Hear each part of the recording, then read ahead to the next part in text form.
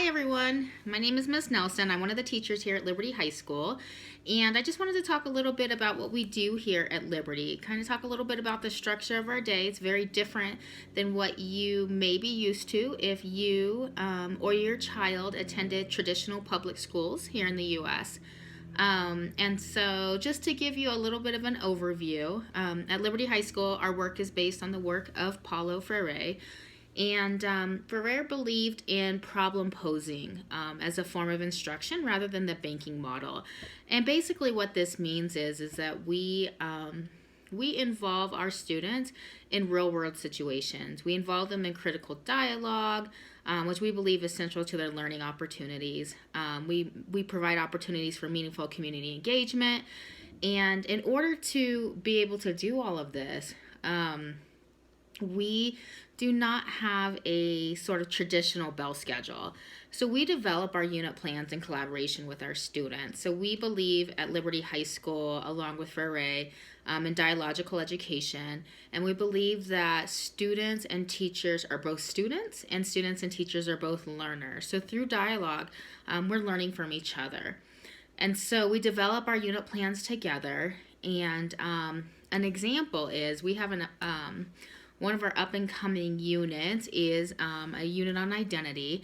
And so some of the focuses of that unit, we want our students to have a positive view of themselves, including awareness and comfort with their membership in multiple groups in society.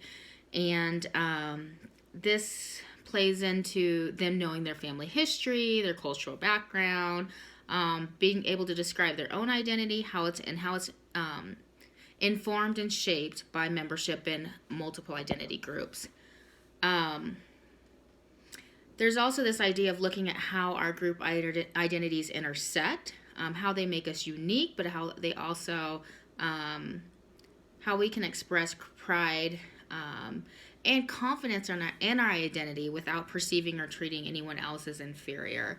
And so in order to do that, there's several things that the students and I have discussed that we can do. So we'll be doing some research. And prior to that research, we'll spend some time talking to parents and family members and just finding out more about how we define ourselves within sort of those family groups and cultures. And then after that, we'll be spending some time out in the community as well and just talking to community members about how they identify. So our school is set in 5 points. And being members of the 5 Points community, that is a group in and of itself. And so we'll spend some time out in the community as well. We have some guest speakers coming in to speak to the students about how they identify. And then the students will be, this will all culminate in a final project as well, in which students will be able to represent their identity in the format that they choose. So that might be through song, it might be through original artwork. I don't want to name off too many, but because it's completely up to the students and I don't want them to feel bound by my suggestions, I want them to be able to come up with creative ideas of their own. So as I was sort of thinking through my own identity, identity was a struggle for me. I didn't have the same opportunities that we're giving students at Liberty High School to discuss identity. So I remember the first time it really came to a head for me was when I sat down to take SAT. So as you know, at Liberty, we don't value, or we feel like you can't measure what we are doing and the difference that we are making in children's lives by a standardized assessment. But when I sat down to take this standardized assessment that would determine whether or not I would be able to attend a four-year university, the hardest question on the test for me was when I was asked to bubble in my race. I didn't know what I should put. I'd never met the African American side of my family, so knew nothing about that culture. But because of the color of my skin, society had defined me as African American. So as I thought about what bubble to fill in, it felt like I was being forced to choose. And I often feel like that. I often feel like we sometimes call it code switching between two races because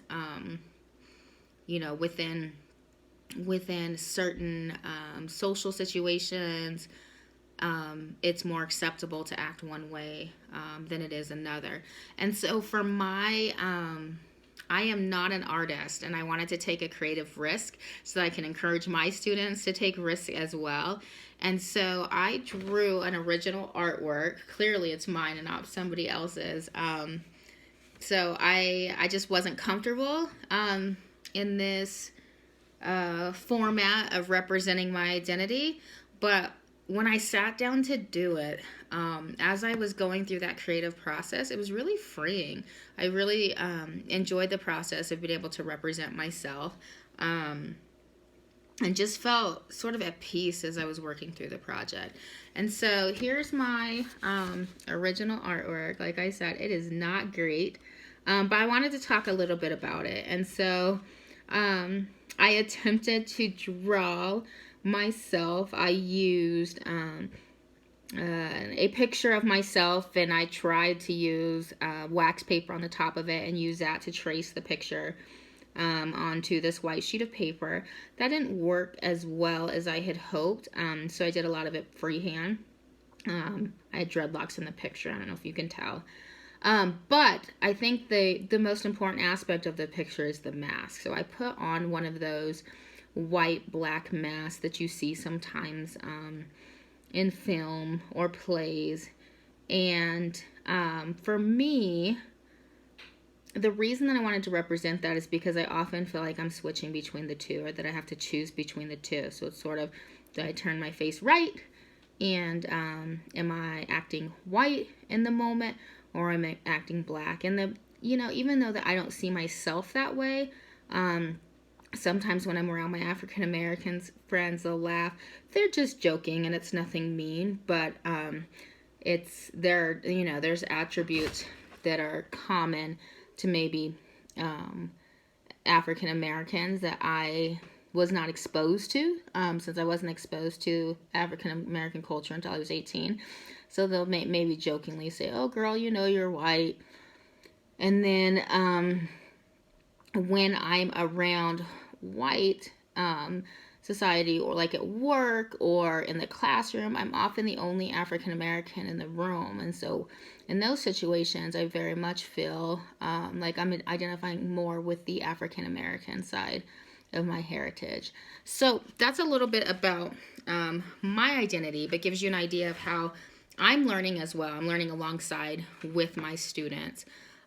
So I look forward to greeting you and welcoming you to Liberty High School. Thanks for watching.